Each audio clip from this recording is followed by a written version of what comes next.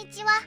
今回は当時マタンザブローは仮面ライダーになりたい第17話への視聴者の反応をご紹介します。このチャンネルでは最新アニメの視聴者の反応や感想をご紹介しています。みんなの解釈や考察を知るとアニメ視聴の楽しみが増えると思いますので、ぜひ最後までお楽しみください。なんつう終わり方だよ。兄貴のところに引き連れてくるなよ。これ射程取るかショッカー取るかの2択迫られるやつ。ショッカーを裏切り敵対したら東島よりも仮面ライダー度が上がってしまうが、ファンのテストが多すぎる。モブアイドルにもちゃんと名前ある。2号本人ちゃうんか。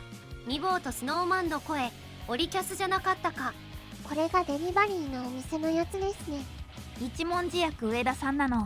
すごっ。藤岡弘、新規でアフレコ。佐々木さんはお呼びできなんだか。さすがに一文字は佐々木さんじゃなかったか。残念。初代ライダーも結構ホラー要素だったもんな。アイドルが襲われているのに助けに来ない仮面ライダーはヒーローではないな。劇中曲。そういや兄貴はショッカーにされたのに最初から精神支配受けてないんだよな。他のショッカーは愛で精神支配から脱するって言われてるのにどういうことなの。てかこんなヤバい怪人にライダーオタクが勝てるんか。ショッカー増えすぎて収集つくんかこれ。申し訳程度に差し込まれた東島の話はなんだよ。本家の仮面ライダーシリーズと比較してもかなりヤバい状態になってるんだが、これをどうにかできるのか東島たちは。次回、俺もショッカーと戦う。ジョンス、八極三話、ゲストじゃなかったんか。次回東島ライダー復活か。時藤さんのお声はやっぱりいいな。雲男まだ八極拳使いと戦ってんの。ラーメン野郎も参戦するのか。兄貴に雲谷八極さん、情報量多い。食べにがぜもいいとこでしょこの状況。お前もショッカーと戦うのか。誰のセリフだろう。兄貴が戦うならショッカー対ショッカーの内出場になるがどうなるのか。次回は何か雲男が八極と戦ってる。なんかえらいことになってるな。コウモリが一番ショッカーらしいことしてる。コウモリやりたい放題すぎる。よく世間にバレないな。戦闘員にしても普段はちゃんと社会生活を送れてるからバレにくいだろうな。しかしコウモリの戦闘員は少し強い人間程度にやられるからな。あのくらい補充しないと戦闘員が足りないんやろ。すげえ悪事は悪事なんだけど、ちゃんと現場で向いて地道に一人ずつ集中してるのなんかじわじわくる。別にアイドル狙わんでも無差別ネズミ斬式でよかったんじゃ。なんかショッカーも普通に社会生活してるし、全員ショッカーになっちゃえばそれはそれで体力増して暮らしやすいのでは。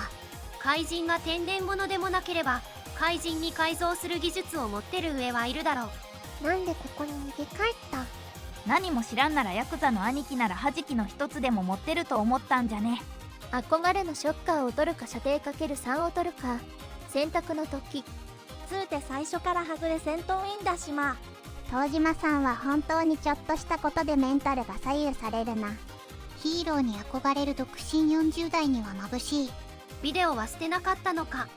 久々に1号が復帰した時のか。割と負けて再戦するのよね昭和ライダー。この映像をわざわざアニメにして再現するの面倒だな。ちゃんとシャッターのズレを再現するこだわり。いい仕事っぷりですね。すごいよな。ほぼ実写みたいになってる。終わるのはや。鼻から目とか昭和か。兄貴味方かフラグがどんどん。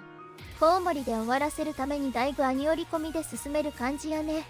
コウモリ男が狩猟みたいになってるけど、上はいるんだろか。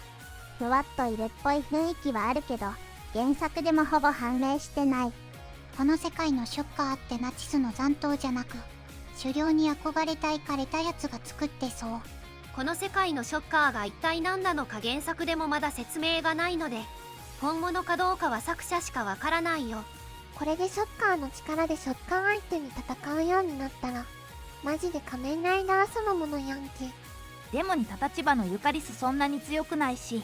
念願のショッカー戦闘員になっても悪いことしてないもんな。津田健は雲男の気まぐれでイレギュラーな改造されてる感ある。なんだか妙なことに敵味方入り乱れてバトルか。たくさん戦闘員増やしたら洗脳解けて敵に回るリスクもできるよな。それこそ仮面ライダーみたいに。中尾ならアイドルショッカー3人に勝てるの。人間の頃から強かったっぽいから勝てるんじゃね。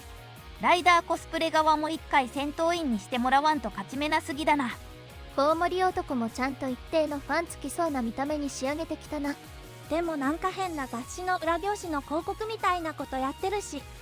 最近ベイスリー兄さんの出番ないな。いてもろくなことしないし。アイドルで世界征服とかシャイダー上原正蔵味がある。実写を取り込んだかのような超精密作画。何気ないシーンだがめちゃくちゃ手間かかってる。前半負けたり引き分けて後半倒すはある意味テンプレ。一回負けた方が怪人が強いっていうのも強調できて、一度負けてもそれに勝つライダーはさらに強いっていうのが表現できるからな。射程死ぬか戦闘員にされるのかと思った。来週以降はまだわからんけど、これぞる大佐みたいな幹部とか出てこないんで、怪人がそれぞれ好き勝手な行動してるようにしか見えないんだよな。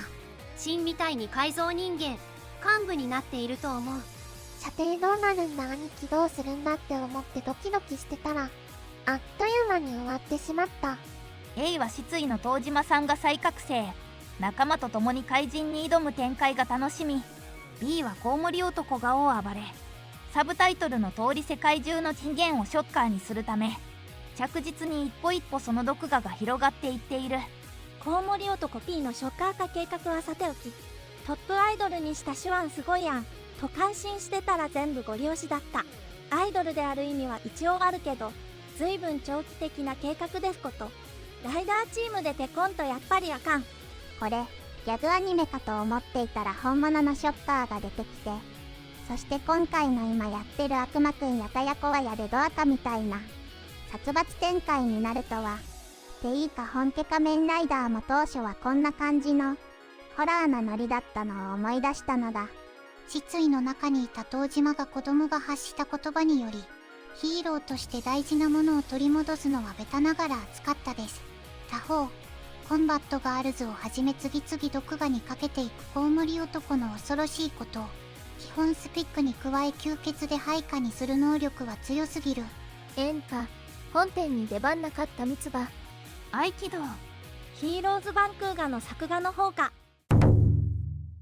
最後までご視聴いただきありがとうございました。皆さんのご感想や注目ポイント、考察などありましたらコメントで教えていただけると嬉しいです。このチャンネルでは最新アニメの視聴者の反応や感想をご紹介しています。ぜひチャンネル登録とグッドボタンをよろしくお願いします。それではまた次回の動画でお会いしましょう。